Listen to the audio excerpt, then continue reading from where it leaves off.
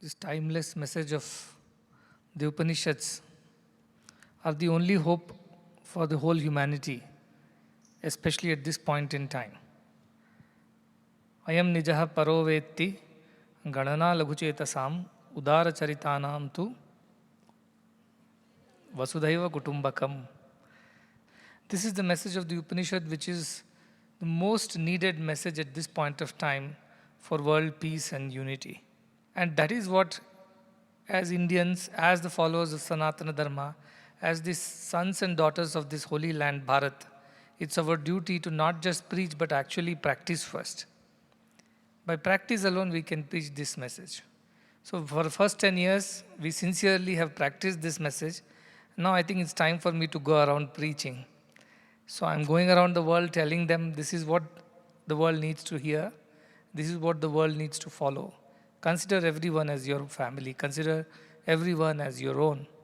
So what was I doing for these many days? Going around everywhere, telling them about this one truth of the Upanishads, that consider everyone as your very own, as your family member. All the problems of the world will be solved. We were in Memphis, and a group of doctors, they asked, there are so many problems in the world today. Seems like the world is getting worse by the day. What is the solution? And I told this one sloka, this one verse is the solution. Whole problem of the world is because of narrow-minded and selfishness.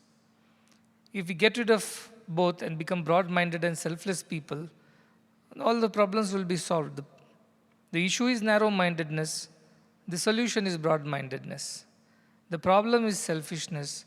The solution is selflessness. That's all the world needs today, and that our Upanishads, our rishis have told thousands of years ago, because they knew a time like this will come where people will become so selfish that they would not mind harming, hurting each other for their selfish sake. That is the time when they should listen to this message. But who should tell this message? Only the one who practices it. As an institution like this, where people come from around the world, they learn, they benefit, they participate as one global family. That institution alone has the right and the authority and the voice to talk about a message as sacred as this. And when this was being spoken, of course, a lot of people were delighted to hear a message like this. And I told them, this is not my message, this is the message of the Upanishads. This is the message of our ancient Bharat. This is the message of our rishis, our seers, saints and sages who had foreseen a world where people will harm each other because of selfishness. And that is when this message needs to be told. They should hear that let's consider everybody as our own. And this message was being told everywhere: one world, one family, the simplified English version of it. We are one world and we are one family. You don't charge your own kith and kin, siblings, brother, sister, father for the service that you do for them. How do you charge anybody else in need? Especially the poorest people who cannot even afford. So this is the idea of one world, one family. And when you think you are one family, you will do everything in your might to make your members of your family's lives better. And that is what we are doing. It is as simple as that. There is no rocket science behind this. This is Upanishadic science, if I must say. Consider everybody as your own. In everybody's welfare lies our welfare. And that is the message. And when I went to Fiji, I heard the same message from the ancient Fijian tribal people. They also talk about the welfare of all and necessary for individual welfare. The Fijian president had told me a story that in that Fijian village, if a young man has to go out of the village to fend for the family on a job or on any work, the whole village has a meeting to discuss whether that family can look after itself in the absence of this young man. They think it's a collective responsibility of the entire village to take care of that family, which will be left behind by the young man who is going out elsewhere for some work. That's the kind of bonding. I went to Australia. We went to Murvilumba. It is one of the most ancient places. There are Aboriginal people. They follow their own culture and traditions, which are very ancient. They told the same thing. They taught me one symbol like this. Every gesture has a message. And this gesture they taught me means we are one family. Like 5 fingers belong to one hand, like that we all belong to one family, which is the world family. This is the same message in Murvilumba spoken in their Aboriginal language. The same thing is being told by the rishis here. The ancient ones knew that this is the only way to world peace, that we all consider each other as one family. And so everybody is our family and every place is our home. And that is the idea of our message and our mission. And this is what we are carrying around the world. And I'm sure people have benefited from this message and they will try to implement it in their own way. At least the Prime Minister of Fiji and people like that, they told they were so inspired by this whole message. And they feel like that this is the way world should work together for the welfare of all. So these are statesmen, leaders who heard and who were inspired. They all felt this is very simple but the most needed message at this hour.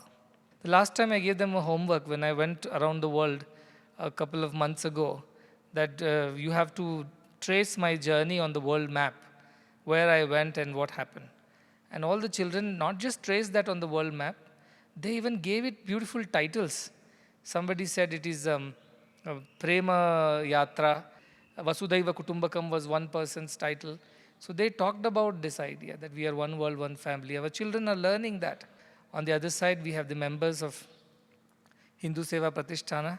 They are the people who are working at the grassroots level with the children in the villages, especially the underprivileged and the marginalized. And they work to teach them, educate them, teach them culture, our Indian culture through songs, skits, stories.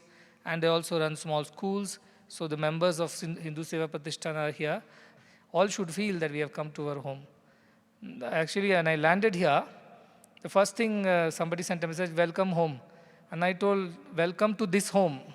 Because I have a home, I have homes everywhere. This is just one of my homes. I have homes everywhere. And everywhere the people, Mat Bhakta Yatra Gayante Tatra Tishtami Narada. Wherever people are doing service, wherever they're singing God's glory, God finds a home there. So I have so many homes. Every day you have to earn, and that is only possible when you live today in the right way. Your tomorrow is assured then. If you do things which are not appropriate for today, your tomorrow is not sure. You may find a tomorrow elsewhere, but not in this place. So this also is a part of our culture. So you have to be very careful. Never take even a single day here for granted. It's every day is precious. And you don't find a place like this anywhere in the world. I have traveled around the world, and I can tell you there is no place like Satya Sai Grama in the whole of the world, and I'm sure whole of the universe. Understand the privilege. Understand this opportunity. This is not given to everybody. That's why those who come from outside, they realize, they tell me this is heaven. Swarga hai, this is heaven, they say. That's true. Because wherever there is God, wherever godly things, that is where heaven is. That's a temple. And that is where you are all residing. It's a great opportunity, and I cannot remind you in more words, but you must realize it for yourself, especially the students who are young. They get distracted with a lot of attractions of the world because there are many things that look more appealing and fancy and fanciful and glamorous and than a very sattvic life over here. And most of them, like the Sita Mata, who went behind that Maya Maricha, the golden deer.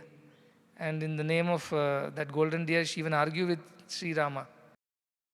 You should get me that deer. I haven't asked you for anything. Give me that at least. So many of the students are repenting. I told them, unless they repent really bad and they really feel that they're losing something very big in their lives, it's very difficult for us to accept them back. So our efforts are important. When you open the door, sunlight enters the house. Sun is equal for all. It is not less or more for anybody. But the one who has opened the door and allowed the sunlight to come in, his house is full of brightness. Otherwise, there are dark corners where insects thrive. So efforts are very important. That is very important, and you must realize this. Daily, what is the effort to be done? Daily do good. Kuru punya mahoratram smaranitya manityatam. Simple. Do good day and night, and remember what is real, what is unreal. This is the practice every day here. If you do that, next day is assured. Next day you do that, the next day is assured. So every day we have to earn our tomorrow here. Remember that, it's very important.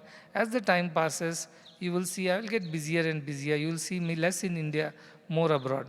This is just the beginning of the next phase. But for the sake of spreading this message, for the sake of uniting the world, for the sake of inspiring leaders of the world who have a lot riding on them in terms of uniting their people, This is a job that I must carry on with. So I have to go around the world, and that time it is your job to run this place. Look after this home so well that if anybody comes over here, they don't have to meet me. If they meet you, they feel they have met me. They meet you and they feel the love that you have in your heart, and they should feel that, oh, they have met me. I'm sure if the disciples are like this, their guru will be much, much, much more. And that understanding everybody should get, whoever steps into Satya Sai Grama, that is everybody's duty, from the gatekeeper to the trustees, from the teachers to the students, to the volunteers, to the doctors. Everybody must live this message of one world, one family every day. And this is how we begin. And once we do that, the whole world will be influenced by this idea. I was telling, I have already coming across institutions who have been inspired by our work. They are starting free schools. They are starting free hospitals. It's happening. The president of Fiji told me when his opening address to the parliament, he used the message that he has got from us about love and service. But he said it in his own way. But he told, I'm influenced, I'm inspired by your thought process, I'm inspired by the message. So also the Prime Minister. So this is what is happening. Our institutions are a hope for the world, and you have the responsibility of making sure that our institutions' values always remain there up above, high, never decline. And that happens when each one of you takes it seriously and practices it. So that if anybody comes from outside, they should never feel my absence over here. They should feel the presence all the time in your love, in your kindness, in your compassion, in your warmth and hospitality. That's how the ashram should grow. And to all the chairpersons, deputy chairpersons, teachers, staff, live the message. This is the message. You live this message. Don't talk the message, you walk the message. Live this message of love and service, kindness and compassion, and the sort of feeling of one family. So this is my message, and this will be the message for the next 10 years. You will hear the same thing again and again and again, because everybody has to hear that. So this is the idea of one family. Everybody works for the happiness of others. Let us keep up this culture. Let our institutions, let each one of you as individuals be inspired, inspiring people in this world, seeing whom the others in other countries, in other places should feel this is the Indian culture. This is the culture of love and service. This is the culture of one world, one family. Let that message spread through each one of you. Blessings to all of you.